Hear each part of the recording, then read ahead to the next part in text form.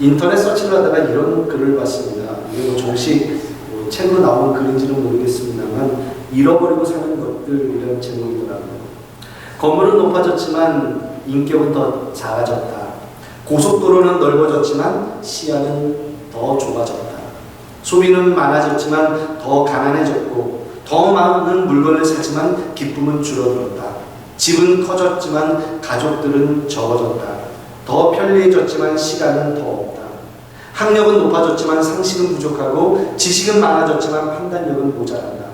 전문가들은 늘어났지만 문제는 더 많아졌고 약은 많아졌지만 건강은 더 나빠졌다. 이런 이제 류의 글이 쭉 이어져서 제가 그 앞에 부분만 좀 말씀을 해봤습니다만, 우리는 일상을 살아가면서 크고 작은 목적을 가지고 살아갑니다. 그 목적을 향하여 달려나가는 것 대단히 중요한 일이지만 그 목적만 바라보다 보면 놓치는 것들이 우리 일상에서는 일어나기 부지기수고요. 우리는 시간이 지난 후에 그것을 이제 후회하고 그때는 왜 그랬을까? 아까 제가 말씀드린 저처럼 그런 표현을 우리는 한단 말입니다. 아마도 우리가 삶을 살아가면서 이것을 미리 깨닫거나 누군가가 그런 이야기를 해준다면 우리는 이것을 삶의 지혜다라는 이야기를 하고 표현을 하죠. 여기 계신 모든 분들이 아마 그렇게 살아오셨고 그리고 또 지금도 그렇게 살아가고 계실 거라고 저는 생각을 합니다. 목적을 세우고 그 목적대로 나가지만 우리가 생각지 못했던 일들, 놓치는 것들, 그래서 늘 마음이 평안한 것만은 아닙니다. 우리가 생각하지 못했던 것들을 놓치면서 살아가기 때문입니다. 저는 오늘 여러분과 이 말씀을 조금은 나누고자 합니다. 오늘 저와 여러분이 읽은 사사기, 사무엘상, 그리고 이제 사실은 사사기 말미의 말씀과 같이 연결된 말씀이긴 합니다만 이스라엘의 역사에서 가장 비극적인 하루다라고 말씀드릴 수 있습니다. 에베네셀과 아벡이라고 하는 이 두 지역에서 이스라엘과 블레셋이 맞붙어 전쟁을 하게 되죠.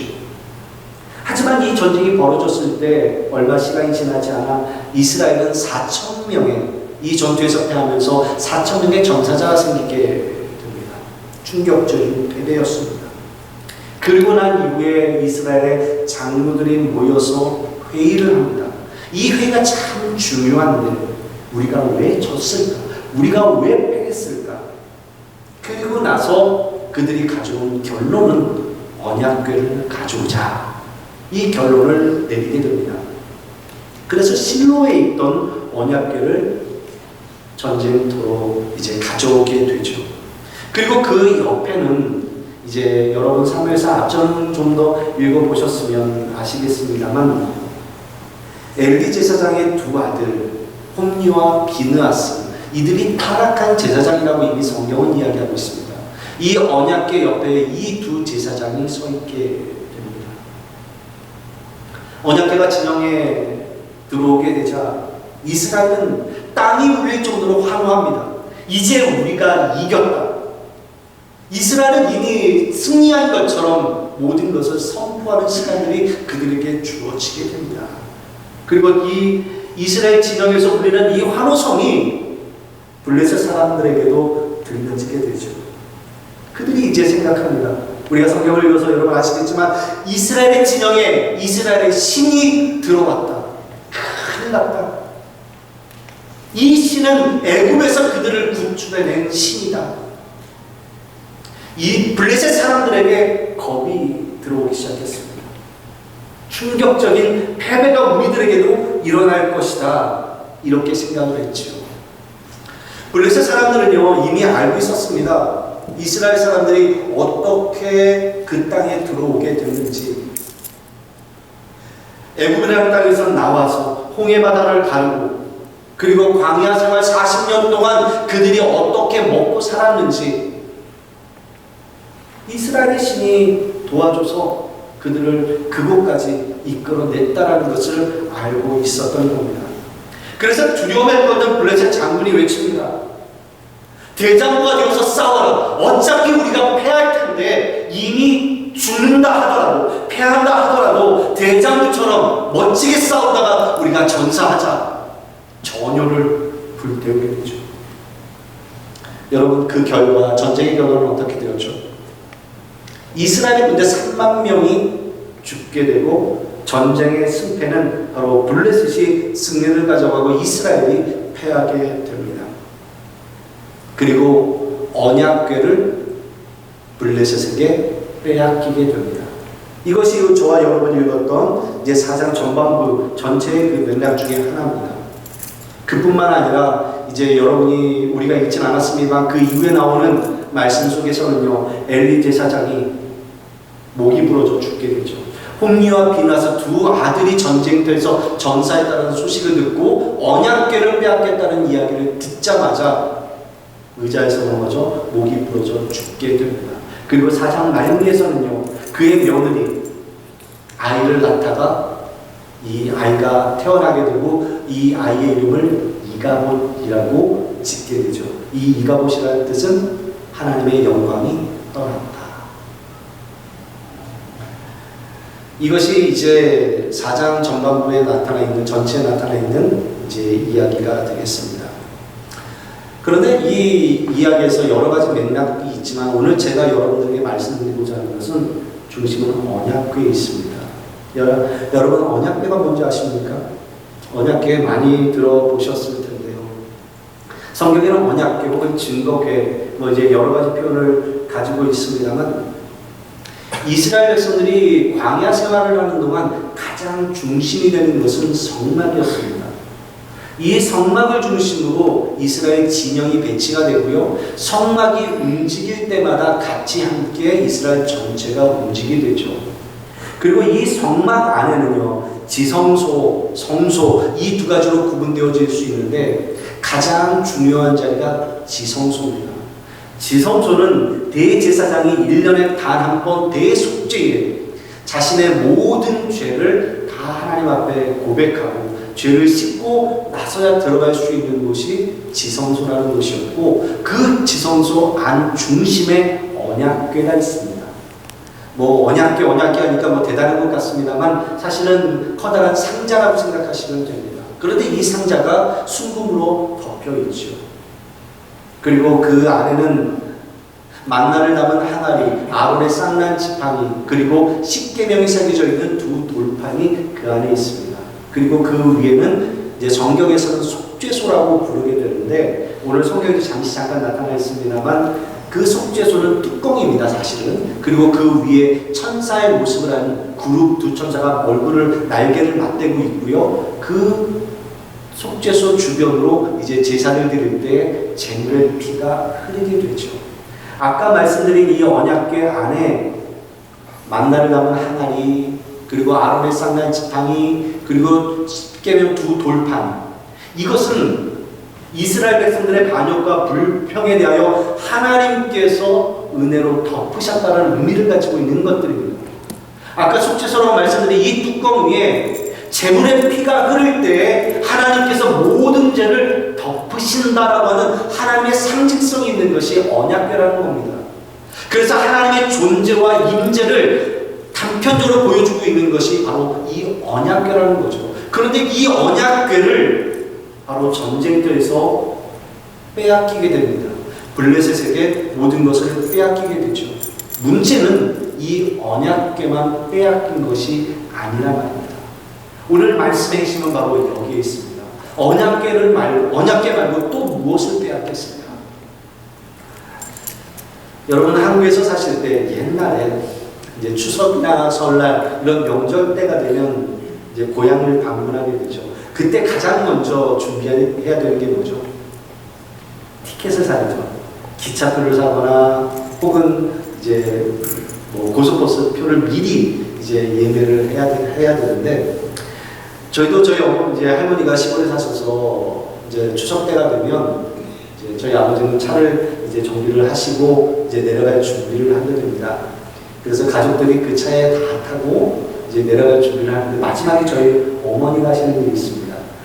차에 타시자마자 성경책을 차 대시보드 위에 다 올려놓는 거예요. 그리고 기도를 하세요. 여러분 아시잖아요. 예전에 그렇게 고향 방문할 때 뭐 한두 시간 차를 타고 가는 게 아니잖아요. 어떤 때는 뭐 12시간씩 하루 종일 차를 타고 가야 이제 방문할 수 있었던 곳인데, 저희 어머니가 성경책을 다 올려놓고 이제 기도를 하세요. 이제 오고 가는 그 발걸음 속에 하나님 인도해달라고, 아무 사고 없이 잘 다녀오게 해달라고 이렇게 기도를 하십니다. 그리고 어린 저는 그 성경책 그리고 기도하는 모습을 보면서 묘한 그 안도감을 마음에 갖게 되죠. 저 성경책이 우리 앞에 있으니 오고 가는 기성길 다 안전하게 갔다 올 수 있겠지, 이런 생각을 하게 되는 겁니다. 마치 든든한 방패막이 되는 것 같은 생각을 합니다. 그런데 제가 좀 크고 나서 신앙이, 그리고 믿음이, 그리고 성경의 내용들이 이제 내 안에 들어오기 시작하면서 옛날에 그 생각을 해보면 추억은 괜찮은데, 참 기억할 만한 그런 추억인 것 같은데 과연 그 모습이 맞는 걸까라는 생각이 들었습니다. 그때 우리가 대시보드 위에 올라갔던 성경책은 과연 무엇이었을까? 저희 어머니께 그런 얘기는 하진 않습니다만, 냉정하게 바라보면 그 성경책이 마치 부적처럼 사용되어진 것은 아닐까?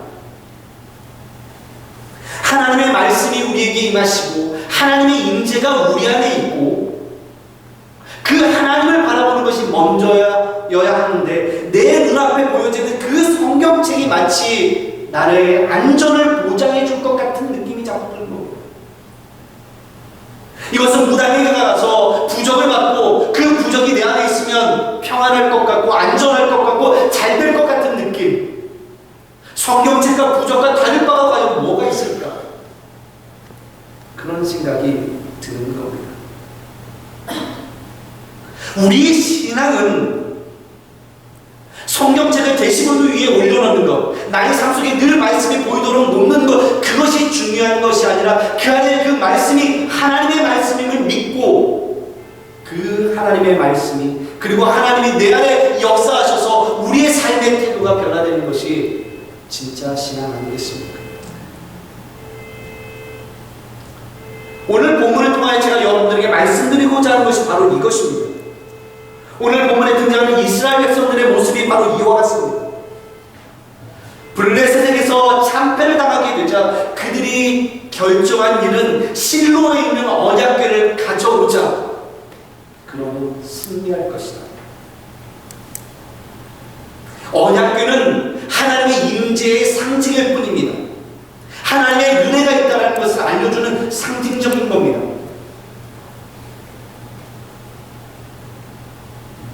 여러분 중국에 가보셨습니까? 자금성이라는 큰 성이 있습니다. 어마어마하게 큰 성인데 왜 그렇게 큰 성을 지었을까요?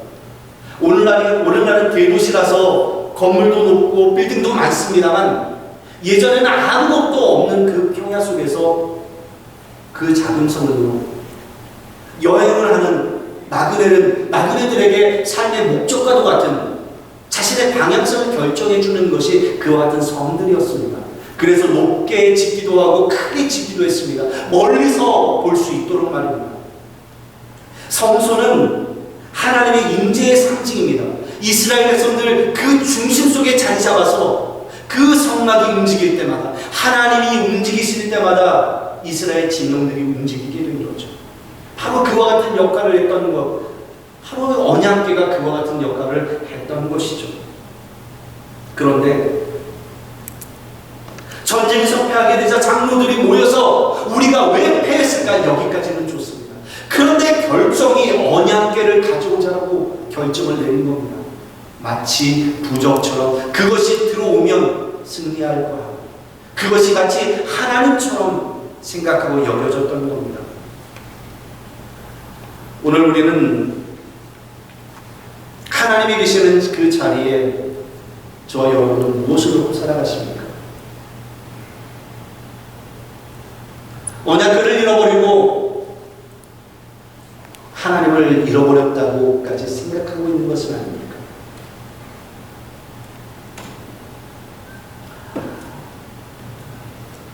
어떤 분들은 주일날 바쁜 일이 생기게 되면 예배를 드리지 못하게 되는 경우도 있습니다. 근심하고 걱정합니다. 오늘 예배를 안 드리면, 못 드리면 어떻게 될까? 그래서 일찍 와서 기도하다가 예배 중간에 나가시는 분들도 계시죠. 여러분, 예배라고 하는 이 자리는 부적과 같은 것이 아닙니다. 하나님에 대한 마음을 갖고 그 시간을 하나님 앞에 온전하게 드리는 거죠. 설령 우리에게 정말로 급한 일이 생겨서 예배를 못 드린다 하더라도 하나님이 그것 때문에 우리를 징계하시겠습니까? 벌어주시겠습니까? 우리 하나님 그렇게 유치한 분이 아니세요.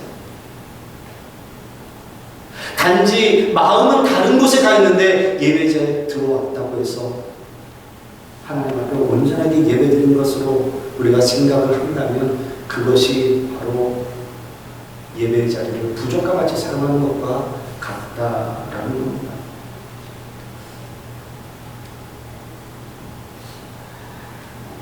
사랑하는 성도 여러분, 언약궤를 잃어버린 것뿐만 아니라 무엇을 잃어버렸느냐면 이스라엘 백성들은요, 하나님을 잃어버렸습니다. 언약궤를 빼앗김으로 말미암아 하나님을 잃어버렸단 말입니다. 이 언약궤가 움직여갔지 않나 한번 생각해 보시면 좋겠는데요. 언약궤가 실로에 있다가 이제 전쟁터로 에베네셀로 들어왔습니다. 그런데 전쟁터에서 패하게 되자 이스라엘 블레셋 군대는 이 언약궤를 가지고 자신의 나라로 가게 됩니다. 처음에 간 도시는 블레셋의 아스돗이라는 곳으로 가게 되죠. 아스돗에 가게 되면 이제 다곤 신전이 있는데 블레셋이 믿던 신입니다. 이 다곤 신은요, 바다의 신, 물의 신이라고 불려지는데 혹시 50대를 지나가시는 분 계십니까? 아마 제가 어렸을 때 봤던 이제 만화, TV에서 하는 만화 영화 중에 다간이라는 것이 있습니다. 다간. 혹시 기억하시는지 모르겠는데 이 다간이라는 만화를 보면 로봇가 나오거든요. 이 로봇가 물에서 나와요. 그러니까 옛날의 신화를 차용해서 만든 이제 만화 영화인데 바로 이 다간이라는 신이 물고기 형성을 하고 있습니다. 그 신전 앞에 이 언약궤를 가져다 놓습니다. 블레셋이 생각하는 것은 무엇이냐면 우리의 신이 이스라엘의 신을 이겼다라고 생각합니다. 그런데 문제가 발생하죠. 첫째 날은 아침에 가보니 다곤 신상이 엎어져 있는 겁니다. 언약궤 앞에. 그래서 다시 이것을 세워놓았습니다. 다음날 가니 머리가 잘리고 손목이 잘려져 나간 겁니다. 블레셋 사람들이 생각했습니다. 큰일 났다. 이건 뭔가가 있는 거다라고 생각하면서 이 언약궤를 어디로 옮기냐면 아스돗이라는 도시로 옮겨야 합니다. 아스돗으로 옮겨가니 어떤 일이 발생하느냐? 전염병, 독종이 퍼져나가기 시작합니다. 피부병이 옵니다. 독한 종기가 그 도시 안에 퍼져나가기 시작합니다. 아스돗 사람들이 큰일 났다. 이 언약궤 때문에 이런 일이 일어났구나라고 생각을 합니다. 그러면서 그 언약궤를 어디로 보냈냐? 가드라는 곳으로 이제 보내게 되고 또다시 문제가 생기자 에글론으로 보내게 됩니다. 에글론 사람들이 난리가 났습니다. 우리 도시가 이제 멸망하게 될 거다. 걱정하며 근심하며 도시 전체가 패닉에 빠지게 되자 이 언약궤를 다시 돌려보내야 된다라고 생각을 했습니다. 돌려보낼 때 어떻게 돌려보냈냐면 아직 젖을 떼지 않은 송아지가 있는 암소 2마리를 택해서 그 암소 2마리가 끄는 수레에 언약궤를 그냥 돌려보냅니다. 이 암소 2마리는 이스라엘 땅 베스메스라는 곳으로 자연스럽게 그들 스스로 가게 됩니다. 그러나 뒤에서는 송아지가 막 울부짖습니다. 암소는 그 소리를 들으면서도 자신의 갈 길을 갑니다. 그 모습을 보면서 블레셋 사람들은 이스라엘의 신이 살아있구나를 인식하게 되죠. 이방인조차도 하나님이 살아계시다는 것을 인식하기 시작합니다. 그런데 문제는 하나님을 섬겨왔던 이스라엘 백성들이 하나님을 잃어버렸다는 사실입니다. 언약궤는요, 율법에 의해서 다루어져야 돼요. 그 안을 아무나 열어볼 수도 없습니다. 아까 말씀드린 대로 지성소 안에는 대제사장만이 1년에 단 한 번 율법에 따라서 들어가야만 합니다. 그런데 이스라엘 백성들은 암소가 가져오는 그 언약궤를 보자마자 기뻐하면서 자신들 그것을 마음대로 다룹니다. 그리고 그 안에 무엇이 있는지 뚜껑을 열어보았습니다. 절대로 그런 일을 해서는 안 되는데도 말입니다. 그때 성경에서는요 70명이 죽었다라고 되어 있고 앞에 가로가 쳐져 있는데요 5만이라는 표현이 함께 들어가 있습니다. 이게 성경에 이제 사회사본하고 이거 사본에 따라 조금 다른 차원이 있어서 가로가 있습니다만 그 두 문장을 함께 보면 5만 70명이 죽었다 이렇게 볼 수도 있고요 70명이 죽었다고 볼 수도 있습니다. 그 숫자가 중요한 것이 아니라 하나님을 잃어버린 그들이 언약궤를 마음대로 대했다는 겁니다. 하나님의 법에 따라서 그것을 다루어야 함에도 불구하고 말이죠. 그리고 나서 이 언약궤를 기럇 여아림으로 보내게 되죠. 그리고 나서 이 언약궤가 하나님의 성전에 들어오기까지 오랜 시간이 흘러갑니다. 바로 다윗 때가 돼서야 이 언약궤가 하나님의 성전으로 들어오게 됩니다. 사랑하는 성도 여러분, 하나님은요 우리들의 능력으로 하나님의 살아계심이 증거되지 않습니다. 하나님께서는요 누군가에 의존해서 무언가에 의존해서 살아계심이 나타나는 것이 아니라 말입니다. 오늘 본문 말씀이 우리들에게 주어지는 이 사건은 이스라엘 백성들이 하나님을 잃어버렸다라는 것, 하나님 앞에 모여서 잘못된 결과들이 우리 앞에 주어졌을 때 하나님을 찾고 하나님을 만나야 함에도 불구하고 하나님을 찾지 않고 언약궤를 찾아서 부족처럼 살겠던 것이 그들의 믿음이었습니다. 사사기 마지막 끝날 때 그 이스라엘 백성들을 표현하기를 무엇이라고 표현하면 자신의 소견에 좋을 대로 행하였더라 이렇게 표현합니다. 이것이 이스라엘 백성들의 모습이었습니다.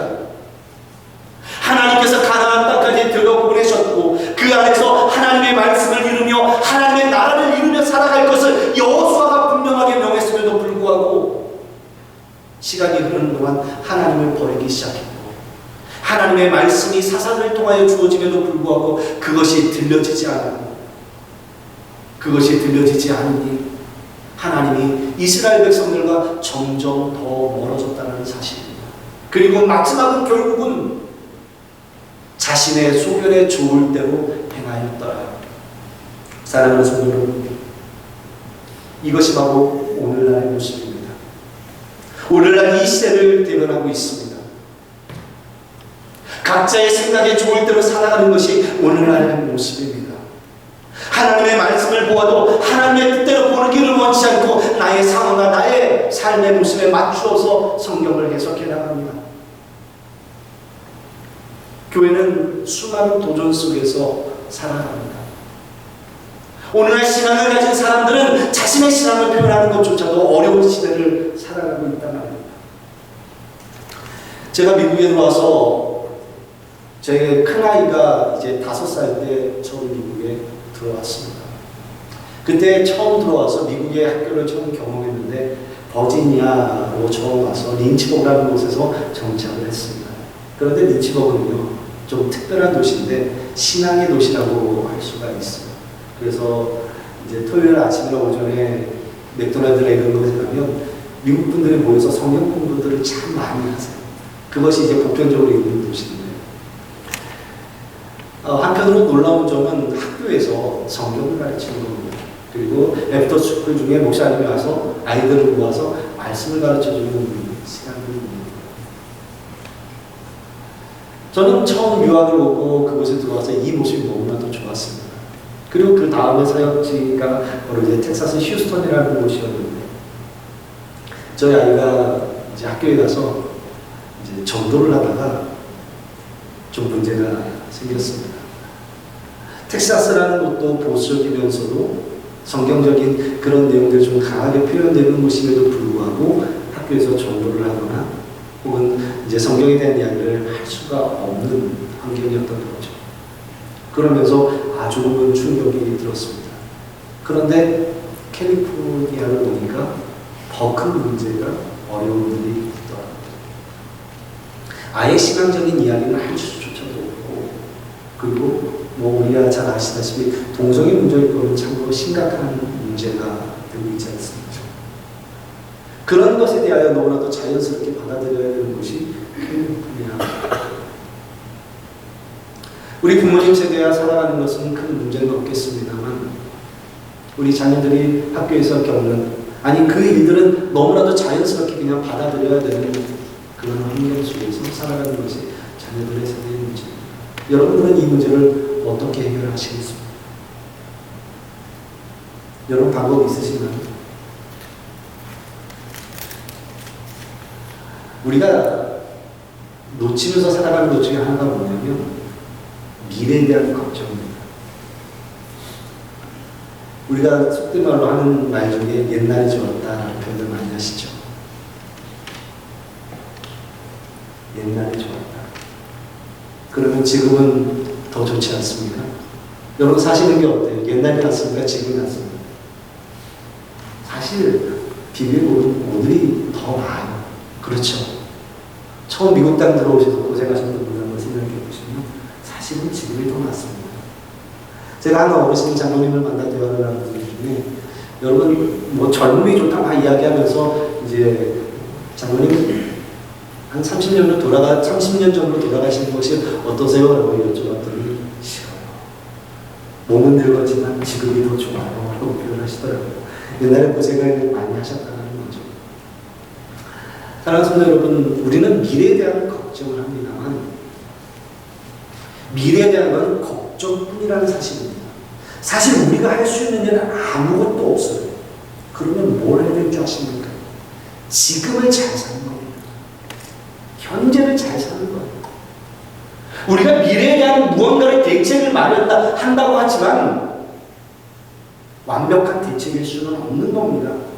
어떤 가능성을 믿고 우리가 대책을 마련한다고 현재 일을 하지만 지금 잘 살아내는 것이 더 중요한 겁니다. 신앙적인 문제도 마찬가지입니다. 자녀들의 신앙 미래를 우리가 걱정한다고 말하지만요, 할 수 있는 일이 아무것도 없습니다. 미래의 일은 자녀들에게 맡겨주는 겁니다. 그러면 무엇을 해야 되느냐? 지금을 잘 사는 겁니다. 하나님이 주신 그 말씀대로 지금 살아내는 겁니다. 지금 내가 그 말씀을 살아내지 못하는데 어떻게 미래를 보장할 수 있겠습니까? 자녀들의 문제가 아니라 내 문제인 겁니다. 이스라엘 백성들은요, 지금 현재 하나님이 없습니다. 미래가 보장되지 않는 겁니다. 내 안에 지금 현재 하나님이 계시다면 미래의 일도 우리가 확신할 수 있는 겁니다.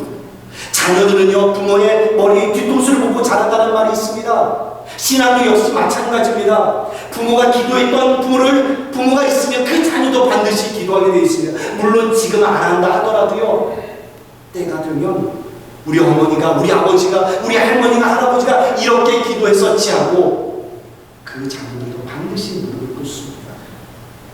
이것이 신앙의 전수라고 하는 겁니다. 오늘 우리가 잃어버리지 말아야 될 것은 바로 하나님입니다.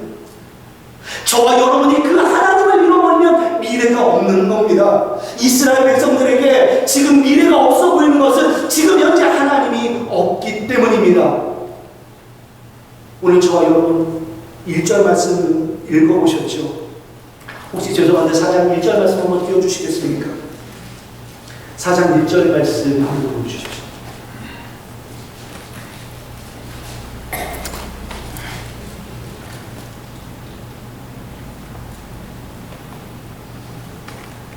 맨 앞에 나와 있는 말씀, 우리 사무엘의 말이, 우리 요 센텐스만 같이 한번 읽어보겠습니다. 사무엘의 말이 온 이스라엘에 전파되니라. 여러분 3장 마지막 절 말씀을 보면요, 여호와 하나님께서 여호와의 말씀이 사무엘에게 임하니라 이렇게 표현을 합니다. 그리고 그 사무엘의 말이 온 이스라엘 진영에 퍼진지라, 전파되니라 이렇게 표현을 하고 있습니다. 사무엘상의 시작은요, 하나님의 말씀을 전할 사람이 없었다라는 겁니다. 엘리 제사장의 어리석음이 사무엘상 1장에서 나타나게 됩니다. 그때 사무엘을 부르시는 장면, 한나가 자신의 아들을 드리겠다는 장면에 나타나죠. 하나님의 말씀의 대언자 사무엘에게 나타나는 것이 바로 사무엘상 전반의 이야기고요, 그 사무엘을 통하여 하나님의 말씀이 온 이스라엘 땅에 전파되어져 나가게 됩니다. 오늘 이스라엘 백성들 전쟁에서 패하게 되자 장로들이 모여서 왜 패했을까? 그 다음에 그들이 해야 되는 일은요, 하나님의 뜻을 구하는 겁니다. 누구를 통하여? 사무엘을 통하여. 그 전까지는 하나님의 말씀의 대언자가 없었기 때문에, 그런데 하나님께서 사무엘을 이제 보내셨으니 그를 통하여 하나님의 말씀이 이스라엘 진영에 퍼지도록 그 사무엘을 만났어야 하는 것이 바로 교회가, 성도가, 하나님의 자녀들이 해야 했던 겁니다. 그런데 그것을 못하고 자신의 소견에 좋은 대로 행하였더라. 그리고 나서 언약궤를 가져온 겁니다. 사랑하는 우리 성도 여러분, 하나님의 말씀에 귀를 기울이십시오. 하나님의 말씀을 먼저 구하십시오. 사장의 마지막에 나와 있는 이가봇, 하나님의 영광이 떠났더라. 너무나도 가슴 아픈 이야기인 겁니다. 하나님의 영광이 떠나버리면 순금으로 예루살렘 성전과 같은 것을 지어놓는다 하더라도 그것은 아무것도 그저 건물일 뿐이라는 사실입니다. 이스라엘이 멸망하는 마지막 과정 중에 에스겔 선지자의 사역이 있죠. 에스겔서를 읽어보면요, 하나님의 영광이 떠나버린 여호와 성전에서 무엇을 하느냐? 우상을 섬기는 일을 했습니다. 각종 우상들을 가져다 놓고 하나님과 함께 섬겼던 것이 이스라엘 백성들의 모습이었고, 하나님의 영광이 떠나버리니 그렇게 삶이 되어진 겁니다. 그런데 처음 성전을 지었을 때 솔로몬이 어떤 일이 벌어졌습니까? 안개가 자욱했습니다. 하나님의 영광이 가득했더라라고 표현을 합니다. 하나님의 영광이 가득한 성전, 바로 그것에서 온전한 예배가 일어나고요, 온전한 회복이 일어나게 되는 겁니다. 그러나 반대로 하나님의 영광이 떠나버린 교회, 하나님의 영광이 떠나버린 예배당, 그것은요 세상의 박물관과 같은 곳이 되어버리고 마는 겁니다. 여러분 유럽 여행을 가보셔서 아시겠지만 유럽에 있는 수많은 교회들이 이제는 그렇게 되어버렸습니다. 관광지가 되어버렸습니다. 왜 그랬을까요? 하나님의 영광이 떠나버렸기 때문에.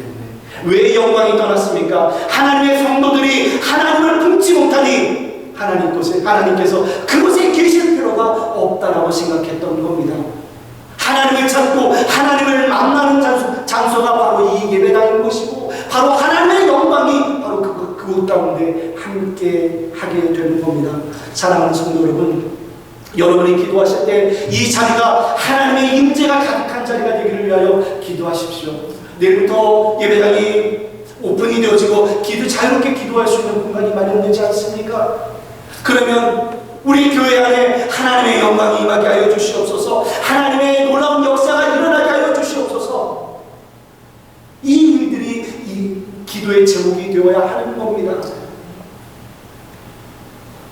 오늘 제가 와서 여러분들께서는 아마 머리끝부터 발끝까지 아마 살펴보시겠죠. 외모를 보실 겁니다. 여러분, 어제 장로님들에게도 말씀드렸지만 목사들 다 비슷합니다. 뭐 특별히 잘나는 말씀, 특별한 말씀 전하는 사람 없어요.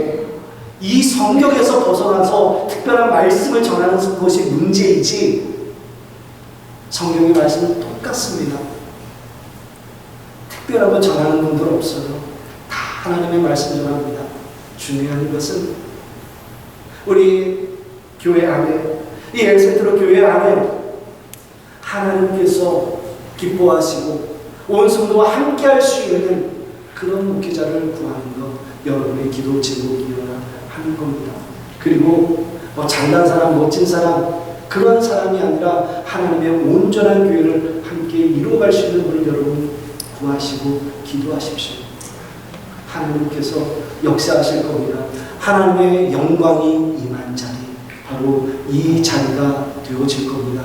여러분 하루를 살아가시면서 교회를 위하여 이렇게 기도하시고, 나의 생각대로 나의 뜻대로가 아니라 하나님의 뜻을 구하십시오. 그리고 구할 때 나의 마음의 그 뜻이 하나님의 뜻과 합하여지게 하여 주시옵소서. 여러분 이렇게 기도하시기를 바랍니다. 이것이 바로 자신의 소견에 좋을 대로 행하였더라가 아니라 하나님의 뜻대로 행하였더라. 여러분 다윗이 그렇게 위대한 인물은 아니지만 하나님께서 나와 마음이 합한 자라고 표현하시잖아요. 하나님의 마음을 잘 아는 사람이었던 겁니다. 저와 여러분 그와 같이 되기를 간절히 소망합니다. 한 가지 더 부탁드릴 것은 하나님과의 깊은 관계를 맺어가십시오.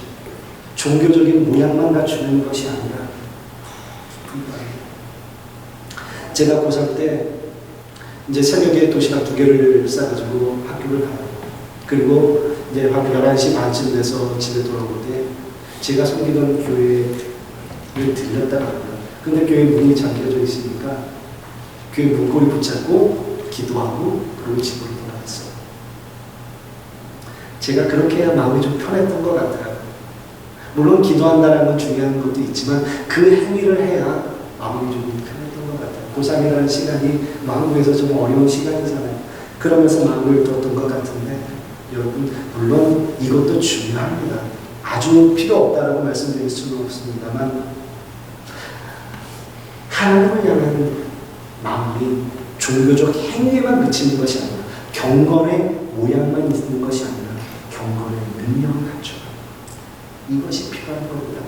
저 여러분 그것을 위하여 기도하고 하나님이 내 목적을 이루기 위한 수단이 아니라 하나님이 목적이며 내가 살아가는 삶의 모든 내용이 하나님을 향하여 나가는 수단이 되어져서 나의 삶의 모든 것이 하나님 앞에 영광으로 돌려드리는 저와 여러분들이 되기를 간절히 소망합니다.